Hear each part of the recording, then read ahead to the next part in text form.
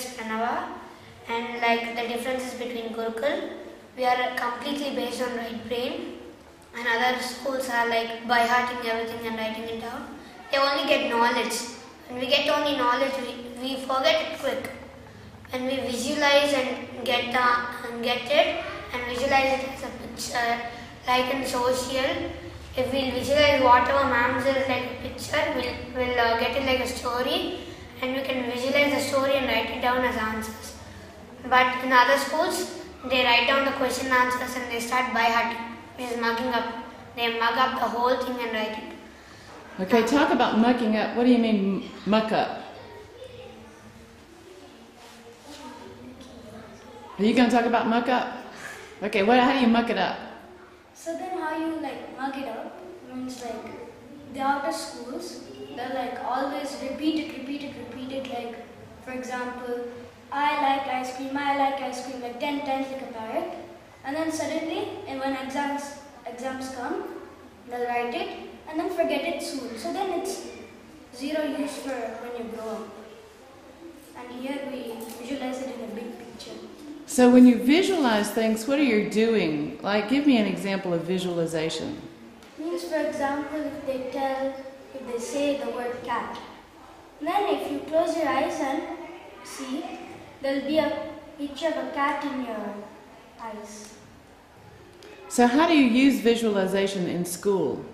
And exactly in history, when ma'am says like in Marathas, Shivaji was born in Shivan, and we can just visualize the diagram. Shivaji is here, in baby in his mother and Jitabai, and he was born near the Shivan near a beautiful lake.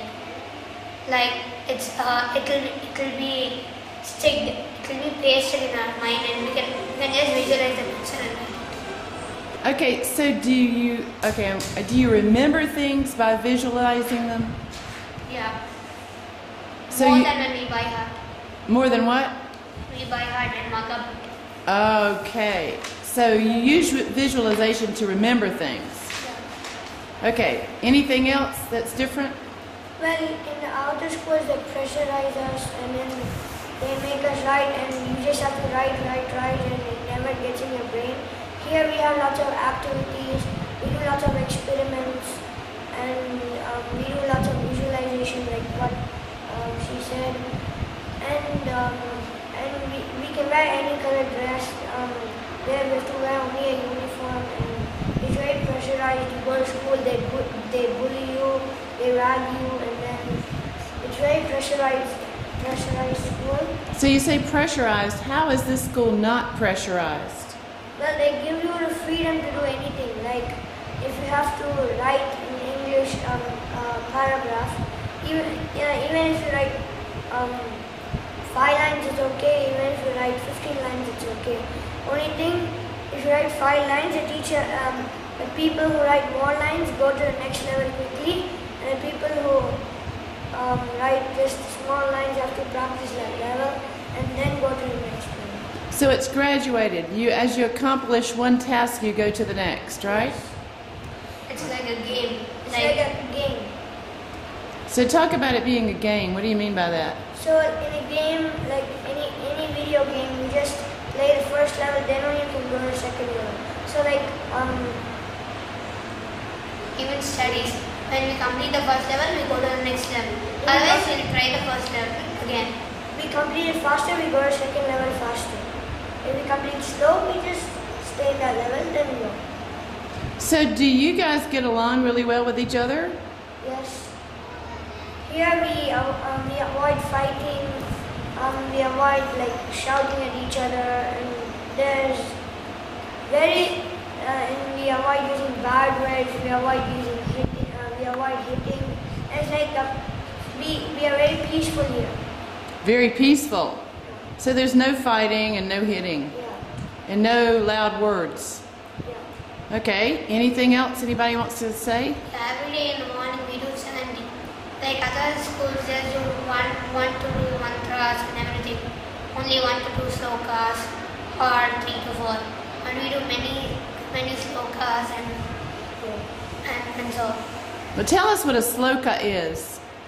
Sloka is Sloka, it's lots of Sanskrit words. Actually, Sanskrit is a language. It's always a song most of the time. So we chanting is like a poem in Sanskrit that the Vedic masters had given us to activate lots of parts of our brain. So these slokas activate the non-mechanical parts to your brain, right? Maybe sometimes if we are very intense. And we have to do it intense. Okay, that was great. And so what does that shloka do when you chant that? What kind of effect does that have? It has a more peaceful effect on you and activates the parts of your activates the non-mechanical parts of your brain. And what does that mean, the non-mechanical parts to your brain? The parts which are commonly unused. And how do you know when you're using them? Like in outer schools, they never use right brain. So normally in outer schools, you come to the class, the teacher comes, and then we all stand up and greet her, and then we sit down. She takes the chalk and the blackboard, and then she explains all day boringly sleeping in the class and writing something. And then at the end of the time, the exam comes, and then you're like fear-stricken, and then you read everything, and then mug it up, and then do all kinds of things. You avoid sleeping in the night, just study, and then you go to exam, and because of the pressure, you forget everything. In the exam, you get low marks, and the teacher scolds you. It's like that. So actually, when you're doing that, you're only using one part of the brain, that is writing, reading. Well, you also sleep, that's all, and eat, that's all we use. But here, we do chanting, which opens our right brain. We do yoga, brain gym, which opens our right brain. And then we do lots of postures, so we become flexible also. And that's all.